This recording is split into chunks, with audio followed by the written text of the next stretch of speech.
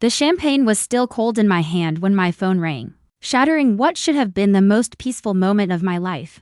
My son's voice dripped with the kind of entitlement that comes from never having worked a day for anything. 20-4 hours later, I was standing in my own foyer, watching a parade of strangers track sand across my Italian marble floors like they owned the place. If you're watching this, subscribe and let me know where you're watching from. Let me back up to how this delicious mess started. 3 months ago, I sold Sterling Marketing Solutions, the company I'd built from nothing over 30 years. The buyers paid $2.8 million cash, and after taxes, I had enough to do exactly what I wanted: buy my dream beach house and disappear from the corporate rat race forever. The house was everything I'd fantasized about during those brutal 18-hour workdays. 6,000 square feet of weathered cedar and glass perched on the dunes of the Outer Banks, with panoramic ocean views and enough space to host my entire extended family for the holidays. I'd been too busy to enjoy for decades. I'd been there exactly 8 hours when Brandon called. No congratulations on your retirement, Mom, or the house looks amazing. Just straight to business, Mom, we need you to move to the guest room upstairs. Melissa's entire family is flying in tomorrow for a 2-week vacation. Her parents, her sister's family, her brother, and his girlfriend. That's 11 people total. I actually laughed. Brandon, honey, this is my house. If you want to vacation here, we can work out some dates. No, you don't understand. We already booked their flights. They're expecting to stay in the master suite and the main bedrooms. The guest room has a perfectly good ocean view. You'll be fine up there. The casual assumption that I'd just comply left me momentarily speechless. This was the same son I'd put through business school, whose failed restaurant I'd bailed out twice, whose mortgage I'd helped with when his graphic design company nearly folded. Brandon, I bought this house to relax and enjoy my retirement. I'm not running a hotel for Melissa's family. His voice turned cold in a way that reminded me uncomfortably of his father during our divorce negotiations. Look, Mom, you've got this huge house all to yourself. It's selfish. And if you don't want to be reasonable about sharing it, well, I heard there's a very nice assisted living facility just down the coastal highway. The threat hung in the air like smoke from a house fire. My 35-year-old son was essentially telling me to accommodate his in-laws or face abandonment again. I see, I said quietly. And what if I refuse? Then I guess we'll have to reconsider how much help you actually need at your age. Living alone in such a big house, managing all that space. Maybe it's too much responsibility for someone in their mid-60s. After I hung up, I sat on my new deck watching the sunset paint the ocean in shades of amber and gold. The beauty should have been healing, but all I could think about was the satisfied smugness in Brandon's voice. He thought he'd cornered me, thought I was just another helpless old woman who'd caved to emotional blackmail. What Brandon didn't know, what I'd learned in 30 years of business, was that the best victories come from letting your opponent think they've already won. The next morning, I started preparing for their arrival, but not in the way they expected. I woke up to the sound of car doors slamming and voices carrying across the morning air. Apparently, Melissa's family had decided to arrive at 7 a.m. without warning. Because why would they consider that the homeowner might want advanced notice? From my upstairs window, I watched a caravan of rental cars disgorge what looked like a small army. Melissa directed traffic like a general deploying troops, pointing toward different entrances and barking orders about luggage distribution. Her parents emerged from the first car, both wearing those aggressively casual vacation outfits that scream, "We're here to be served." What struck me most was how comfortable they all seemed. No hesitation, no glances toward the house wondering if they should knock first. They moved like people who'd been told this was their space now. I slipped on my robe and headed downstairs, curious to see how they'd handle actually encountering the homeowner. Oh. Melissa startled when she saw me, then quickly recovered. Well, Brandon said you'd moved upstairs already. Good. The master suite gets the best morning light. And Mom has arthritis, so she really needs the ground floor bedroom. Her parents swept past me without introduction, wheeling their suitcases toward my bedroom like they were checking into a resort. Melissa's sister Rachel and her husband crowded their two teenagers toward the guest bedrooms on the second floor, while brother Kevin and his girlfriend claimed the den with the pull-out sofa. Coffee's in the kitchen, I said mildly. Help yourselves. Oh, we brought our own supplies, Melissa chirped, opening my pantry and beginning to rearrange my carefully organized shelves. Mom's on a special diet and the kids are picky eaters. We'll just need you to clear out some refrigerator space. I watched her pile my groceries into a cardboard box like she was cleaning out an employee's desk. The audacity was almost impressive. Almost. Where would you like me to put these? I asked, holding up my displaced food. The garage refrigerator should be fine. Brandon said you had one out there. Of course, Brandon had given them a complete inventory of my property. I wondered what else he'd shared during their planning sessions. By noon, my house had been completely transformed. Pool toys littered the deck, wet towels draped over my antique furniture, and the kitchen looked like a hurricane had hit it. Melissa's mother held court at my dining table, complaining loudly about the water pressure in her shower, while her husband critiqued my cable channel selection. Eleanor, Melissa's father, called out, "We're going to need the Wi-Fi password. And do you have any of those little drink umbrellas? The kids are making tropical smoothies." The casual expectation that I'd serve as their personal concierge was breathtaking. But I just smiled, provided the password, and excused myself to the garage where I spent the afternoon making phone calls. That would change everything. The first call was to my attorney, Sarah Chen, who'd handled the house purchase. "Sarah, I need you to pull the deed on the Outer Banks property. Specifically, I need to confirm the exact legal ownership structure." The second call was to my accountant, who'd structured the house purchase for optimal tax benefits. "Jim, remember how we set up the beach house purchase? Walk me through the ownership details again." The third call was to a local investigator I'd used during some messy corporate acquisitions. "Mike, I need a background check run on some house guests. Full financial workup, employment history, social media deep dive." "Yes, I'll pay your rush fee by dinner time." While Melissa's clan devoured steaks they'd helped themselves to from my freezer, I had all the information I needed. But I wasn't ready to play my cards yet. Better to let them get truly comfortable first. That night, as I lay in the small guest room, listening to 11 people enjoy my house below me, I smiled in the darkness. Tomorrow would bring the first surprise.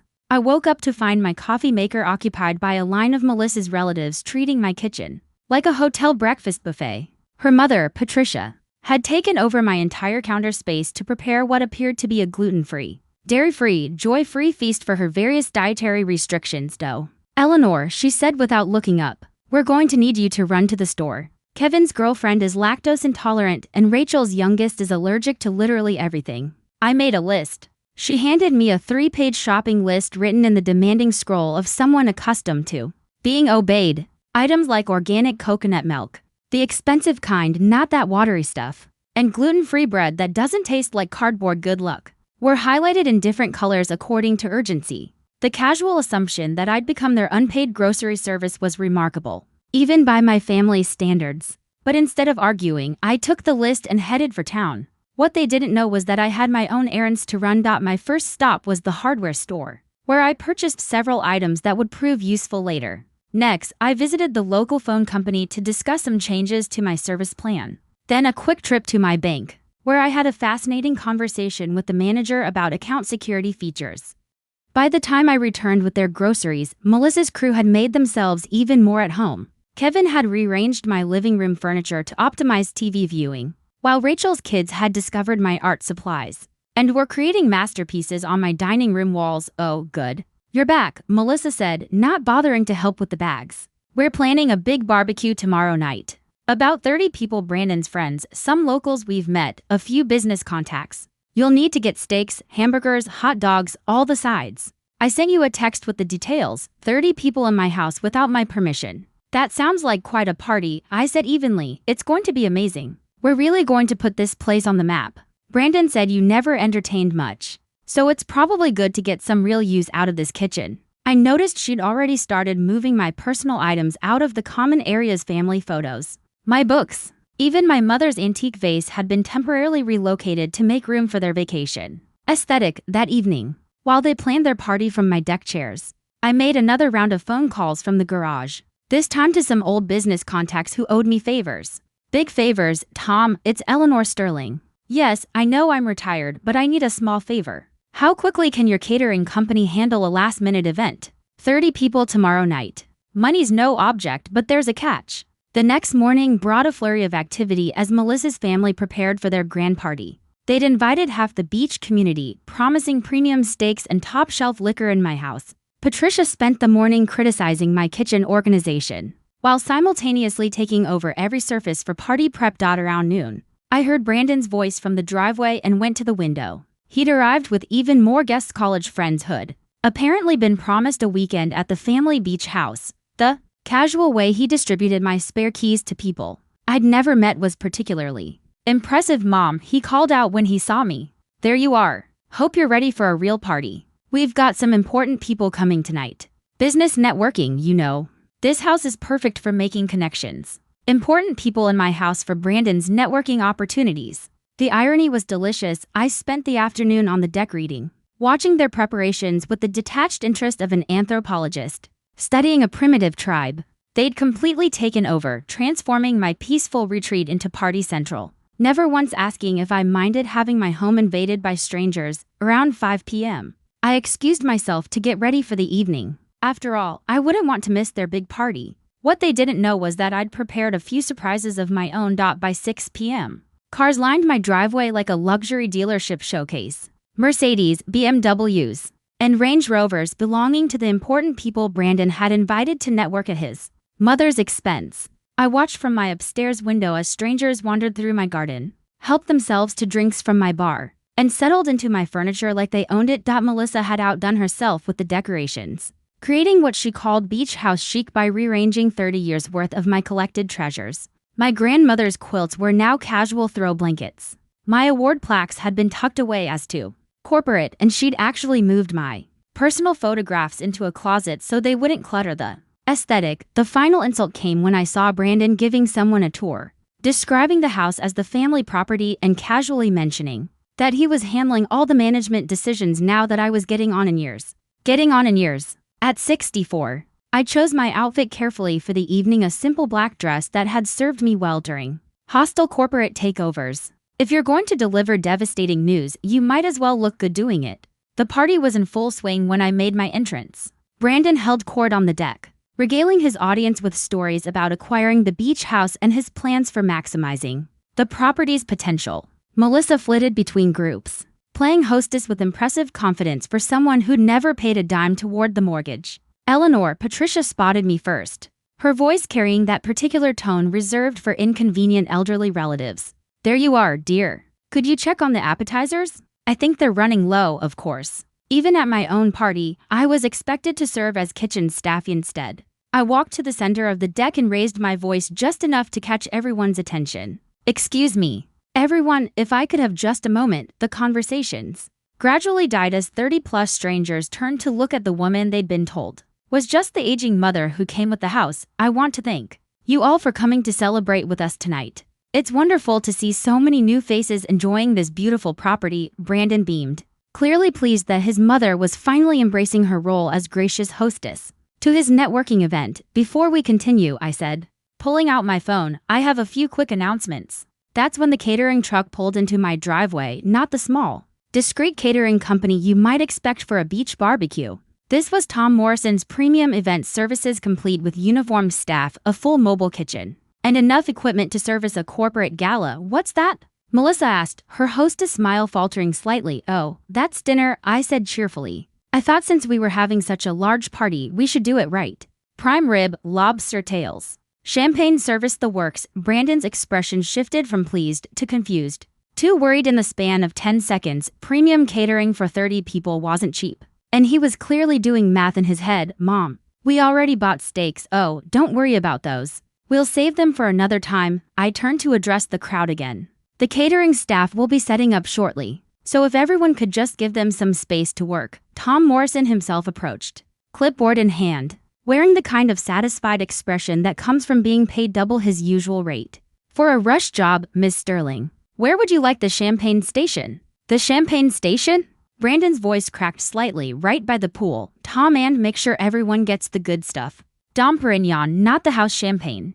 I could feel the crowd's energy shift from casual party to something more expensive. These were people who recognized quality when they heard it, and Dom Perignon was definitely not backyard barbecue fare. The catering staff moved with military precision, transforming my deck into an elegant dining area complete with linens, crystal, and silver service. Within 30 minutes, what had been a casual cookout became a high-end dinner party with a price tag that would make most people's mortgage payments look reasonable. "Mom," Brandon pulled me aside, his networking smile replaced by panic. "What's this going to cost?" I smiled sweetly. "Don't worry, honey. It's all taken care of." What I didn't tell him was exactly how it was being taken care of. That revelation would come later. For now, I was content to watch 30 strangers enjoy a $15,000 dinner party while my son slowly realized he might not be as in control of the situation as he'd The morning after the party brought a reckoning that was almost worth the champagne hangover. I found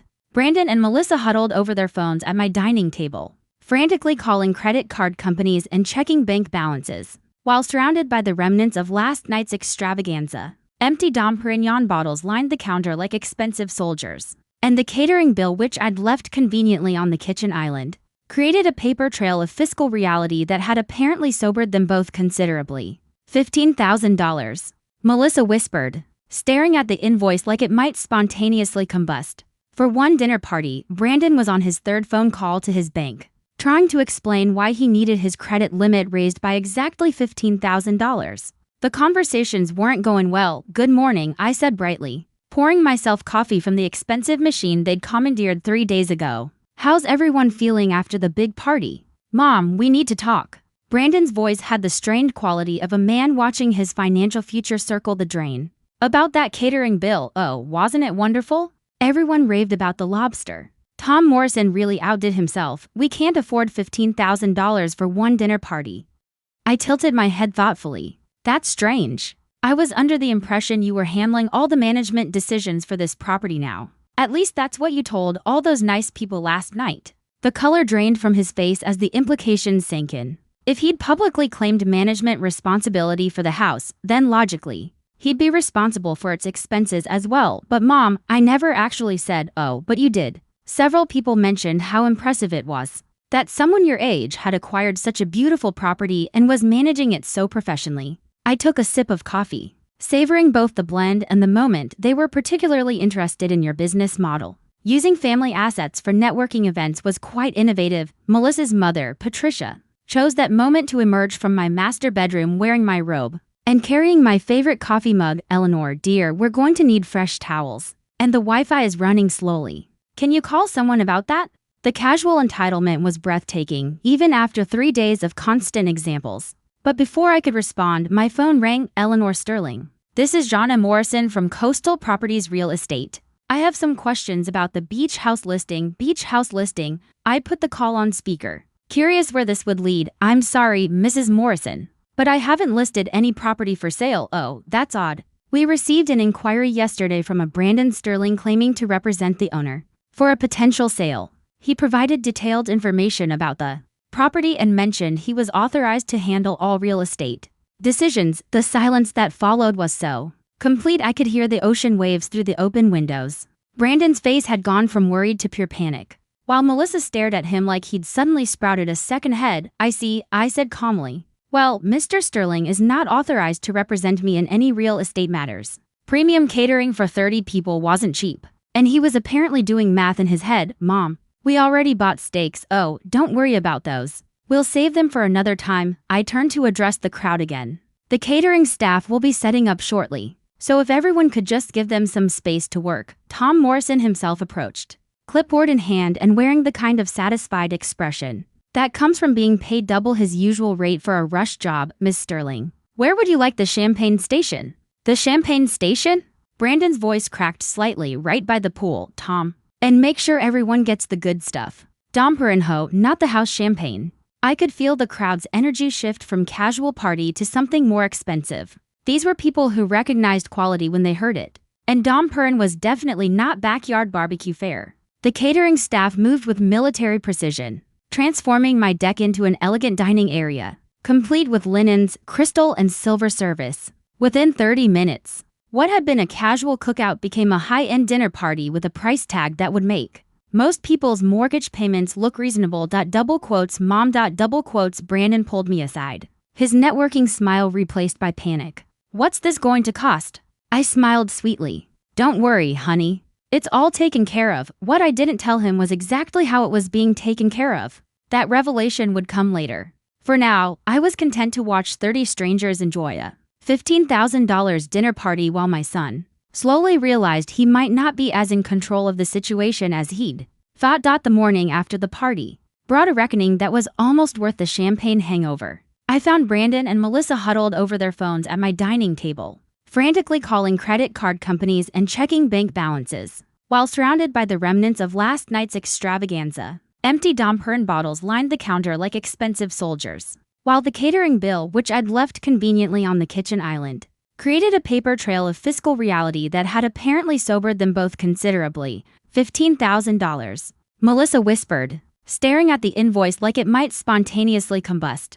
For one dinner party, Brandon was on his third phone call to his bank, trying to explain why he needed his credit limit raised by exactly $15,000. The conversations weren't going well. "Good morning," I said brightly, pouring myself coffee from the expensive machine they'd commandeered 3 days ago. "How's everyone feeling after the big party?" "Mom, we need to talk." Brandon's voice had the strained quality of a man watching his financial future circle the drain.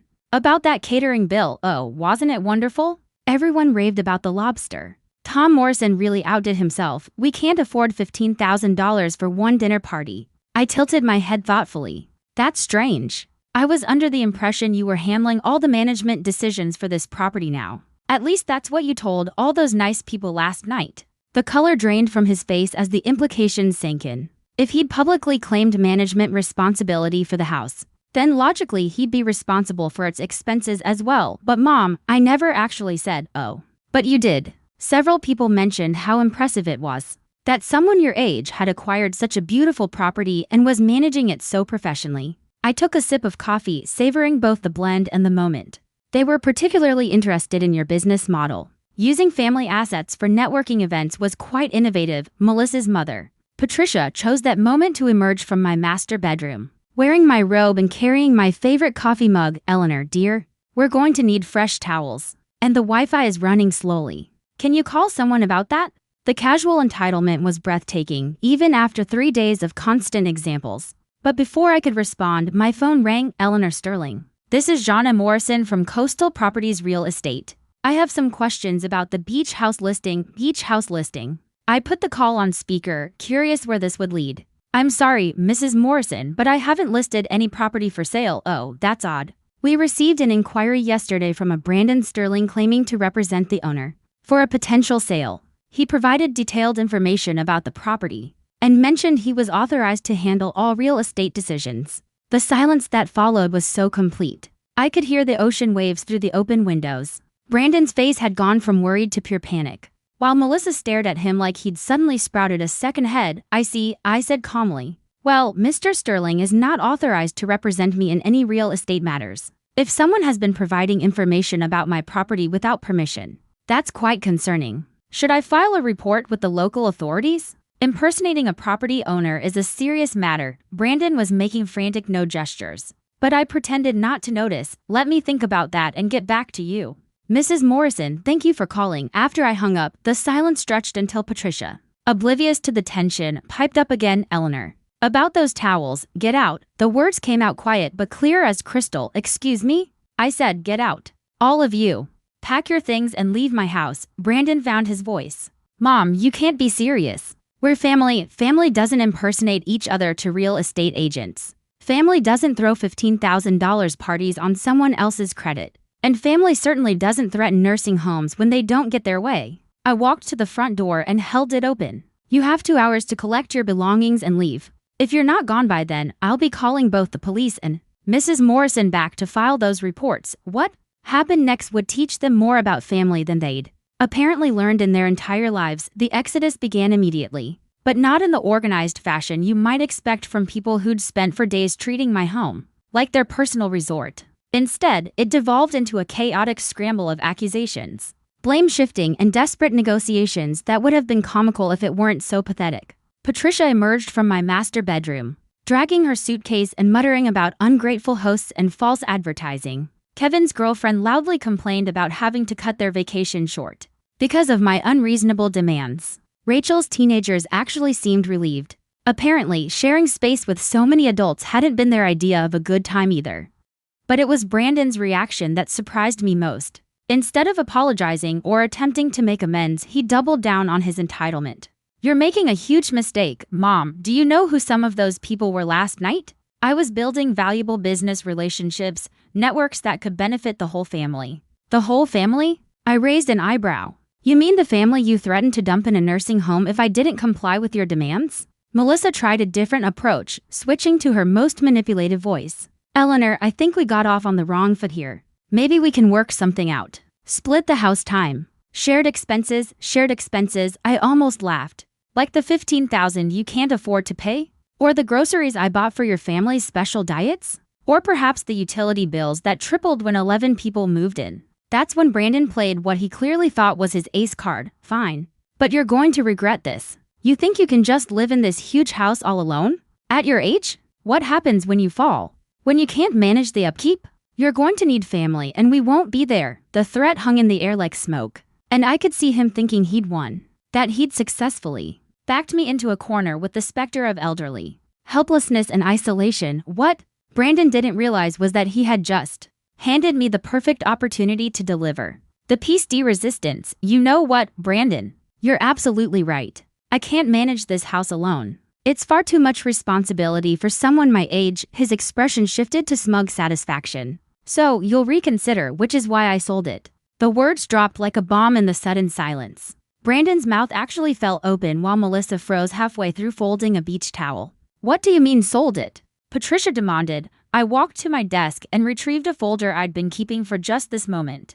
I mean, I sold it yesterday morning as a matter of fact. All cash offer, quick closing, very convenient timing, but you can't have sold it. We're staying here. We have plans, had plans, I corrected gently. The new owners take possession next week. Professional property managers from Chicago. Lovely people. They plan to rent it out to carefully screened families who appreciate peace and quiet, of course. This wasn't entirely true. What I'd actually done was transfer the property into an LLC I controlled, with management handled by a company that specialized in high-end vacation rentals. But the effect was the same. Brandon and his entitled family were no longer welcome. And there was nothing they could do about it. You can't do this. Brandon's voice cracked with desperation. This is our family home. No, Brandon. This was my retirement home. The home you told me I was too old to manage alone. The home you threatened to take away from me if I didn't submit to your demands. I closed the folder with a satisfying snap. You were right about one thing, though. I do need family. I can count on. I just realized you're not it. The final 20 minutes of their departure played out in a blur of slamming car doors and muttered threats about lawyers and family loyalty. But as the last rental car disappeared down my driveway, something interesting happened. My phone rang. Ms. Sterling, this is David Chen from Outer Banks Property Management.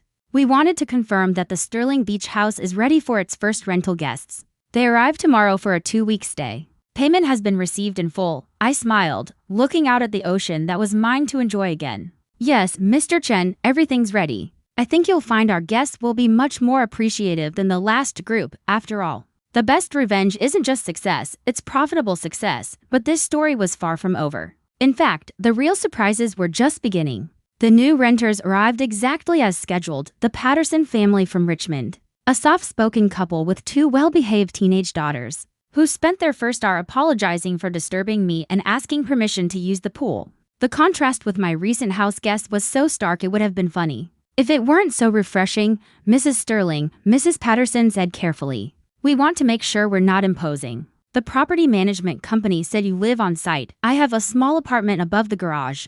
I lied smoothly. What they didn't need to know was that I'd simply moved back into my master bedroom the moment Brandon's convoy disappeared. Please treat the house as your own. That's what you're paying for. The rental income was substantial, $8,000 for 2 weeks. With bookings solid through the summer season, not only had I reclaimed my peace, but I'd turned my forced hospitality into a profitable business venture. Sometimes the universe has a delicious sense of irony. My quiet morning coffee ritual was interrupted by the doorbell. Through the peephole, I could see a woman in an expensive suit holding what appeared to be legal documents. This should be interesting, Ms. Sterling. I'm Rebecca Walsh from Walsh Henderson and Associates. I represent your son, Brandon Sterling, in a property dispute matter. Of course he'd hired a lawyer. I should have expected this. Though I was impressed he'd managed to scrape together legal fees given his apparent cash flow. Problems. What can I do for you, Ms. Walsh? My client believes there may have been some irregularities in the recent property transfer. He's concerned about elder abuse, specifically financial exploitation of a vulnerable family member. The audacity was breathtaking. Brandon was actually trying to claim I was mentally incompetent after I'd outmaneuvered his attempted takeover of my home. I had to admire the strategy even as it infuriated me. I see. And what exactly does your client consider irregular about a property owner making decisions about their own asset? Well, the sudden sale, the isolation of family members, The apparent confusion about property management, she consulted her notes. My client is particularly concerned about the emotional distress you may be experiencing following your recent retirement. Major life transitions can affect judgment, emotional distress. They were going to try to paint me as a confused old woman having a breakdown. The fact that Brandon knew me well enough to craft this narrative made it particularly insulting. Ms. Walsh, I appreciate your concern, but I'm curious about something. Did your client mention the $15,000 catering bill he authorized at my property? Or perhaps his unauthorized communications with real estate agents claiming to represent me? Her confident expression flickered. I'm sure there are explanations, though. I'm sure there are. In fact, I think this conversation would be much more productive if we involved my attorney. She specializes in elder law, actually particularly cases involving financial exploitation by adult children. The color drained from her face. In the legal world, elder financial abuse is serious business, and the evidence trail Brandon had left was extensive: credit card charges, witness statements from the catering company, recorded phone calls with real estate agents. It would make a prosecutor's job remarkably easy. Perhaps we could arrange a meeting to discuss this matter more thoroughly. Perhaps we could. I'll have Sarah Chen's office contact you to schedule something appropriate. After she left, I called Sarah immediately. Eleanor, I was wondering when I'd hear from you about this.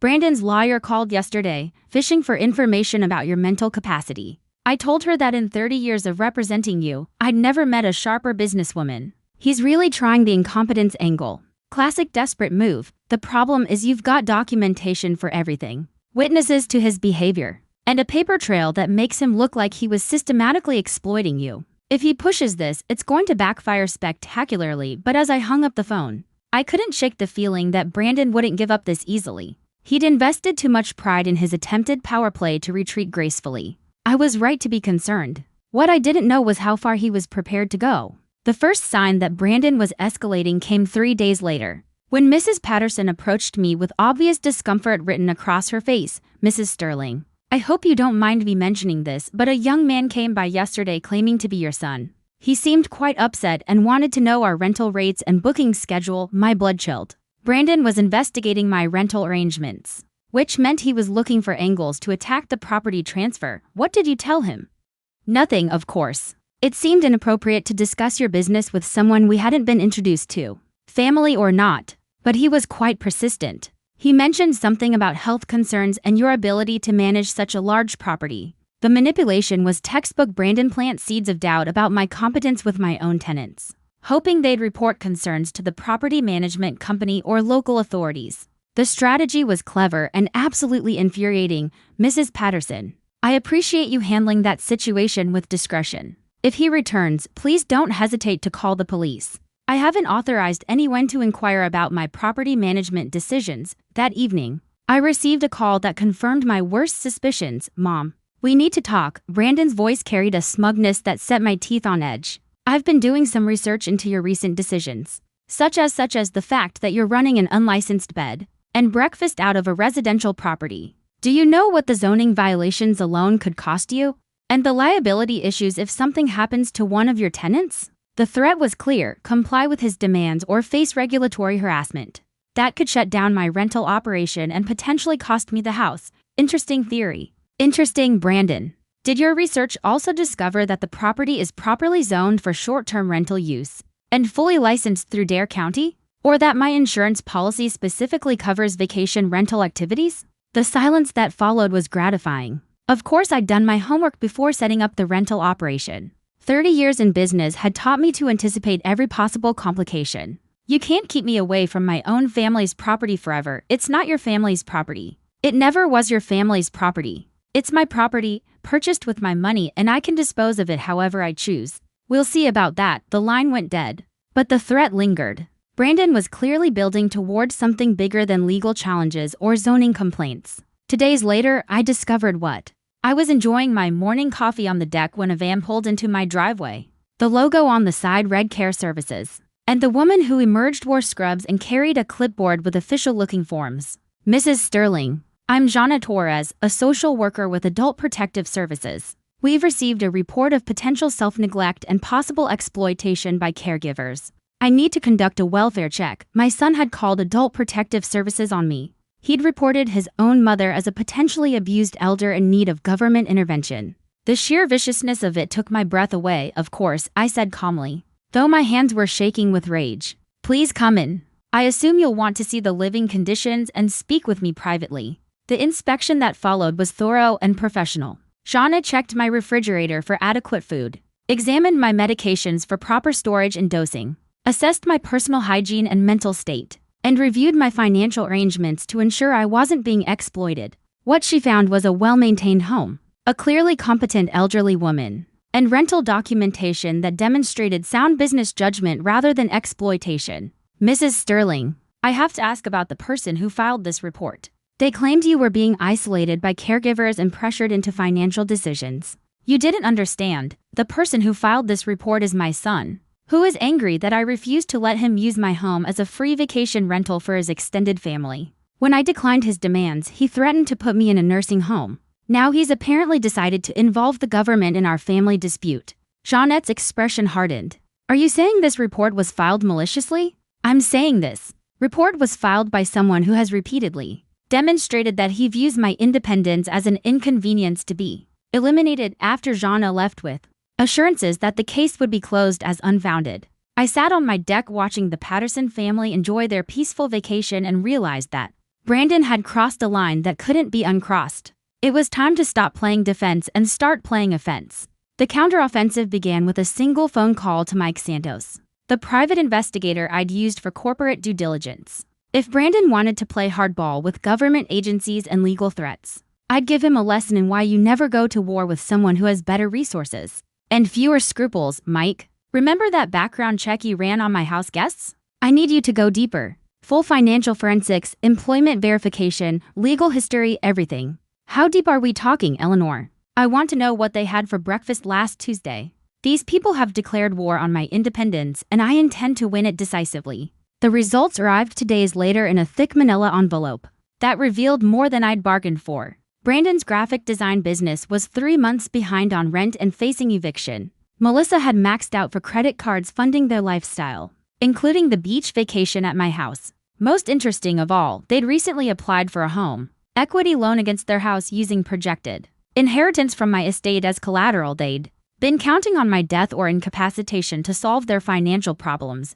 But the real bombshell came on page 12 of Mike's report. 6 months ago, Brandon had visited 3 different elder law attorneys asking about conservatorship proceedings for an elderly parent with declining judgment.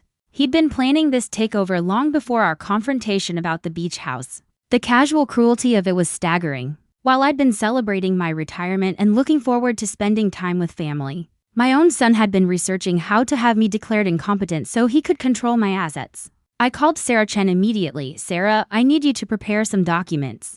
A restraining order application, elder abuse charges, and I want to explore filing a lawsuit for attempted financial exploitation. Eleanor, are you sure you want to escalate this far? Family court battles can get very ugly. He called Adult Protective Services on me, Sarah. He tried to have the government declare me incompetent based on lies. This stopped being a family dispute when he decided to destroy my reputation to get his hands on my money that afternoon. While the Patterson family enjoyed their last few days of vacation, I implemented phase 2 of my strategy. I'd learned long ago that the best way to defeat an adversary was to remove their motivation for fighting. The first call was to Brandon's landlord, a commercial property manager I'd dealt with in my business days. A few strategic questions revealed that Brandon was indeed facing eviction and had been making increasingly desperate promises about upcoming family funds to buy time. The second call was to the credit card companies. As someone who'd spent years managing corporate finances, I knew exactly how to phrase concerns about potential fraud without making accusations I couldn't prove. By evening, Brandon's world was unraveling with the systematic precision of a controlled demolition. His phone call came at exactly 6:47 p.m. What did you do? His voice was raw with panic. I protected myself from further harassment by ensuring the relevant authorities have accurate information about your financial situation and recent activities. You destroyed my business, my credit, everything. I documented your behavior for legal proceedings. If your business and credit are destroyed, perhaps you should examine the choices that led to that outcome. You can't do this to family. You're absolutely right, Brandon. You can't do this to family. You can't threaten them, exploit them, or try to have them declared incompetent for your financial benefit. I'm glad we agree on that principle. The silence stretched until he spoke again. His voice smaller than I'd heard since he was a child. What do you want? Finally, the question I'd been waiting for. The moment when he realized he'd overplayed his hand and needed to negotiate rather than demand. I want you to disappear from my life. Brandon, permanently. No more phone calls, no more legal threats. No more showing up at my property or harassing my tenants. In exchange, I won't press charges for the Adult Protective Services fraud or the credit card expenses you can't afford, and if I don't agree, then we'll let a judge decide whether your behavior constitutes elder abuse. And you can explain to a courtroom why you thought threatening your mother with a nursing home was appropriate leverage for free vacation accommodation. I could hear him breathing on the other end, calculating odds and outcomes. I need time to think. You have 24 hours. After that, my attorney files the paperwork and this becomes a public record that will follow you for the rest of your life. But as I hung up, I knew Brandon well enough to predict his next move. He wouldn't accept defeat gracefully. He'd try one final gambit, and when he did, I'd be ready. Brandon's final move came exactly 18 hours later, and it was more vicious than I'd anticipated. I discovered it when Mrs. Patterson knocked on my door, her face pale with distress. Mrs. Sterling, I'm so sorry to bother you, but we've had some disturbing calls. Someone claiming to be your son has been contacting our employers, our neighbors, even our children's schools. He's telling people we're staying in an unsafe situation with an unstable elderly woman. The strategic brilliance of it was infuriating. Brandon couldn't attack me directly anymore without risking criminal charges. So he was attacking my tenants instead. If he could convince them to leave and spread word that my property was somehow dangerous, he could destroy my rental business and force me into the financial dependence he'd originally planned. What exactly is he telling people? That you're mentally ill, that you've been making irrational decisions, that we're in danger staying here. He even suggested we might be enabling elder abuse by paying rent to someone who's clearly incompetent. Mrs. Patterson handed me a notebook where she'd carefully documented the calls, including times, numbers, and the specific claims Brandon had made. The woman had inadvertently created a prosecutor's dream file of harassment evidence. Mrs. Sterling, we don't want to get involved in family disputes, but this behavior is affecting our jobs, our children's schools. We may need to cut our vacation short. Of course they would. Brandon had calculated that normal people wouldn't tolerate having their lives disrupted by someone else's family drama. He was counting on them fleeing, leaving me isolated and financially damaged. But Brandon had made one crucial miscalculation. He'd assumed I would react like a victim instead of like the businesswoman who'd spent 30 years outmaneuvering corporate predators. I called Mike Santos first. Mike, I need immediate documentation of harassment activities, phone records, social media posts, anything that shows a pattern of malicious conduct. I also need you to prepare a comprehensive report on the subject's financial motivations for this behavior. Next, I called Sarah Chen. Sarah, file everything. Restraining order, elder abuse charges, harassment charges. And I want to explore both criminal and civil remedies. This ends now, but the call I was most looking forward to was the third one. Brandon, we need to meet in person today, Mom. I think we should both cool down. We're meeting today or tomorrow. You're explaining to a judge why you've been harassing innocent families and interfering with legitimate business operations. Your choice. 2 hours later, Brandon sat across from me in the law offices of Sarah Chen, looking like a man who had finally realized he was drowning. Gone was the smug confidence of the son who'd threatened me with nursing homes. This was a frightened, desperate person who'd gambled everything on a power play that had backfired catastrophically. Before we begin, Sarah said, spreading documents across the conference table, I want to make sure everyone understands the legal exposure we're discussing here. The papers painted a damning picture. Documentation of financial exploitation attempts, evidence of harassment, records of false reports to government agencies, witness statements from multiple parties. Any prosecutor would salivate over a case this well documented. Brandon, I said quietly, I want you to understand something. 6 months ago, when you started researching conservatorship proceedings, you made a choice. You decided to treat your mother as an obstacle rather than as family. Everything that's happened since then has been the consequence of that choice. His face went white. How did you? I know about the attorney consultations. I know about using my projected inheritance as collateral for loans you can't afford. I know about all of it. Sarah slid another document across the table. This is a comprehensive financial audit of your family's situation over the past year. The pattern of expenditures, the assumption of inheritance, the timing of your mother's property conflicts. It tells a very clear story about motive. Brandon stared at the papers like they were a death sentence. In many ways, they were. What do you want? He whispered. I leaned forward, meeting his eyes for the first time in months. I want the truth. Brandon. All of it. When did you start planning to take control of my finances? When did you decide I was more valuable to you incapacitated than independent? And most importantly, did you ever love me as a mother? Or have I always just been a retirement plan to you? The silence that followed would determine whether my son and I had any relationship worth saving. His answer would change everything. Brandon's hands shook as he reached for the water glass Sarah had placed in front of him. When he finally spoke, his voice was barely audible. It started after Dad died. My ex-husband had passed 3 years earlier from a sudden heart attack, leaving Brandon his sole male role model and apparently planting some twisted ideas about family responsibility. Dad always said you were too independent for your own good, that women your age needed guidance, structure. When he died, he made me promise to take care of you when the time came.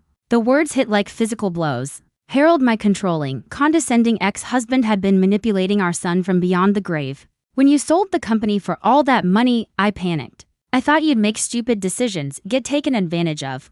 The beach house seemed like such a waste. All that space for one person. So, I said quietly, you decided to take over. I decided to provide guidance, he corrected weakly. His voice cracked with desperation. Just like Dad said I should. But you wouldn't listen. You acted like I was trying to steal from you instead of protect you. Sarah's expression remained professionally neutral, but I could see the disgust in her eyes. She'd seen this before: adult children who convinced themselves that exploitation was protection. Brandon, I asked, when did protecting me become taking over my house and threatening me with nursing homes? When you wouldn't be reasonable. The mask slipped completely now, revealing the entitled anger underneath. You had this huge house you didn't need, money you couldn't possibly spend, and you were just wasting it sitting there alone instead of sharing with family. Sharing with family, I repeated. Or providing free vacation accommodation for your in-laws. While you used my property for business networking? He flinched but pressed on. Everything I did was for the family. The connections I was making. The business opportunities that would have benefited everyone eventually, including, I said, the part where you researched having me declared incompetent. The question hung in the air like a death sentence. Brandon's face cycled through denial, defiance, and finally, defeated acceptance. The lawyer said it was the only way to protect you from yourself, he murmured. That someone your age shouldn't be making major financial decisions alone. Sarah leaned forward. Mr. Sterling, did any of these lawyers suggest your mother showed signs of actual cognitive decline? Or were you shopping for legal opinions that matched your desired outcome? The silence was answer enough. I stood up, exhaustion crashing through me. This was my son, the child I'd worked 2 jobs to support, whose scraped knees I'd bandaged, whose failures I'd quietly funded again and again. And he'd been planning to destroy my independence for his own benefit while telling himself it was for my protection. Sarah, I said, proceed with all legal remedies. I want restraining orders. I want harassment charges filed. And I want a comprehensive legal barrier between this person and my life. Mom. Wait, you're not my son anymore, Brandon. My voice didn't waver. Sons don't research having their mothers declared incompetent. Sons don't threaten nursing homes when they don't get their way. Sons don't call government agencies to report their own parents as abuse victims. I turned to face him one final time. You want to know the ironic part? If you'd simply asked to visit the beach house occasionally, I would have said yes. If you'd been respectful, grateful, kind, I would have shared everything with you eventually. But you couldn't wait for generosity. You had to take control. His face crumpled. I can change. We can fix this. No, I said softly. We can't. Trust once broken, this completely can't be repaired. You've shown me who you really are, and I believe you. I walked toward the door, then paused. Oh, and Brandon, that $15,000 catering bill you authorized? I've decided not to pay it. Since you publicly claimed management authority over the property, the catering company will be pursuing you for payment. I'm sure your lawyer can explain your legal exposure for unauthorized contracts. 6 months later, I received a wedding invitation from the Patterson family. Their oldest daughter was getting married, and they'd asked if they could hold the ceremony at that beautiful beach house, where we had such a peaceful vacation. The rental income from wedding events, it turned out, was even more lucrative than vacation bookings. Brandon sent one final letter. Through his attorney, a formal apology that requested visitation rights and suggested family counseling. I had Sarah respond with a simple statement. Miss Sterling has moved on with her life and wishes you well in yours. Because that's exactly what I'd done. I'd moved on to a life where my independence was respected. My decisions were my own. And family meant people who loved me rather than people who wanted to control me. Some days, sitting on my deck, watching the sunrise over the Atlantic, I felt a twinge of sadness for the son I'd lost. But mostly, I felt gratitude for the life I'd saved my own. The beach house became everything I'd dreamed it would be, a place of peace, beauty, and genuine hospitality. Just not for the family I'd originally intended to share it with. Sometimes the best family is the one you choose rather than the one you're born with. And sometimes the greatest act of love is refusing to enable someone else's worst impulses, even when that someone is your own child. Especially when that someone is your own child. Thanks for listening. Don't forget to subscribe and feel free to share your story in the comments. Your voice matters.